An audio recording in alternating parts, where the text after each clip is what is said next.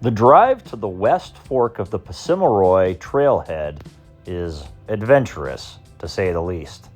I would definitely recommend a high clearance vehicle with four-wheel drive if you're going to climb Leatherman from this angle.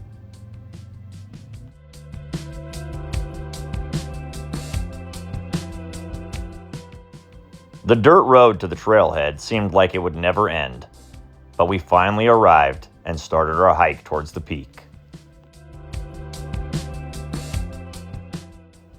While the dirt road was terrible, the trail was quite nice, and we covered the first few miles very quickly. All right, so we're cruising up the trail. It's quite a bit nicer than the trail for Bora.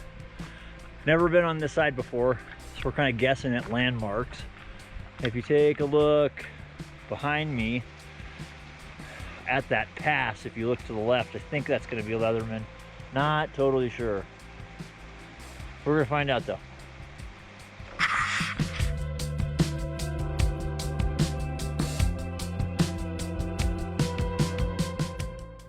Connor is my good luck charm for weather. We've climbed several mountains together now, and each time we're blessed with beautiful clear skies.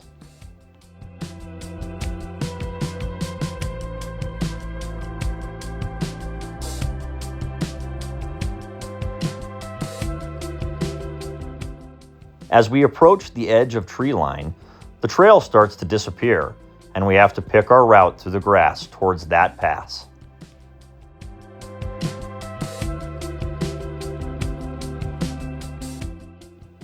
The scenery is breathtaking, and I find myself often pondering how Idaho has remained so hidden.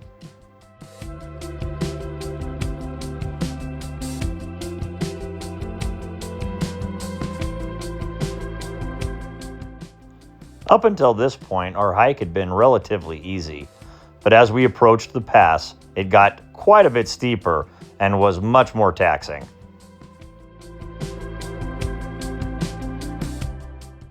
After a short break and adding some warming layers, we started up the summit ridgeline.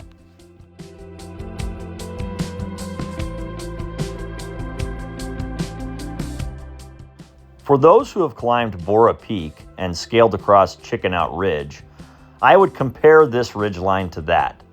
It's about equal in difficulty. I would, however, say that there was much more loose rock, and I felt like having a helmet would have been a good idea.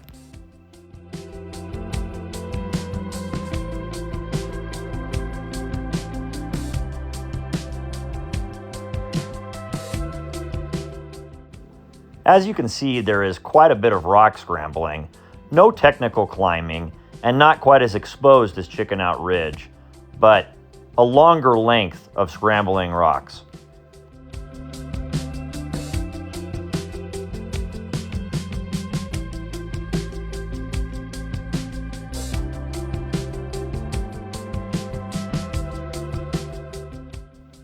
At around 12,000 feet, the air is much thinner than it was at the parking lot, and we move a little bit slower.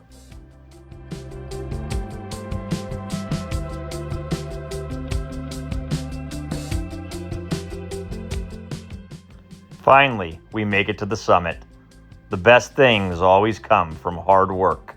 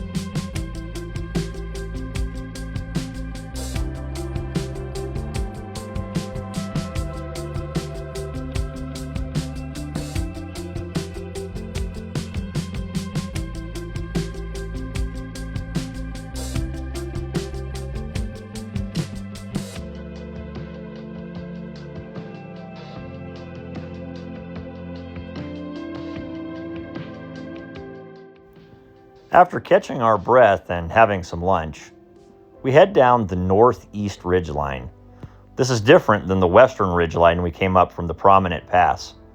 We opted to go up that way because it looked like more solid rock. This route is a large scree field, and that sounded terrible to hike up. It was, depending on which one of us you ask, equally terrible to descend.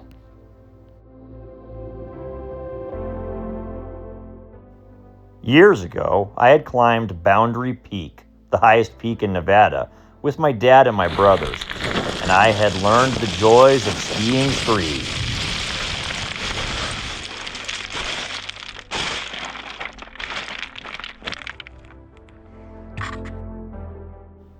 Connor had a slightly more conservative approach. Eventually, the upper scree field gave way to a plateau, and we had an intermittent trail that we followed for a short distance.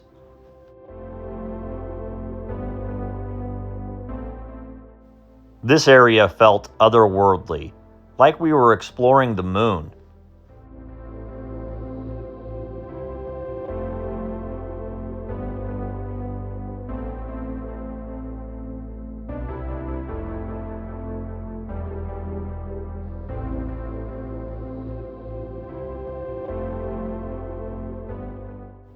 Before too long, the plateau ended, and we had to make our way down the lower scree field to the main trail.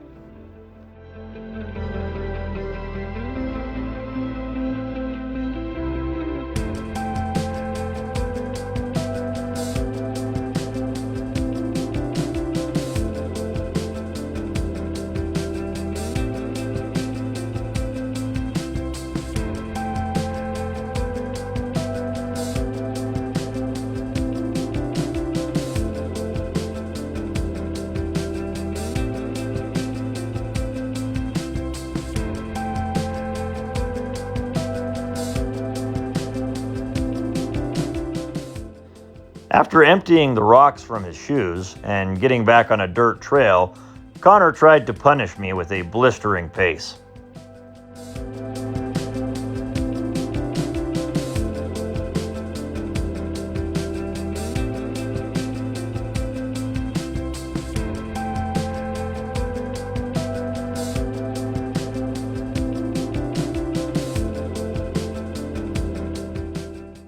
It felt refreshing to be back in the trees and near the creek, but that meant our hike was almost done.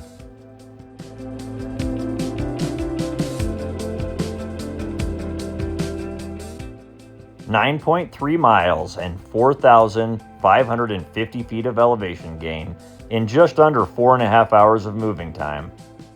Not too bad for a Thursday hike in September."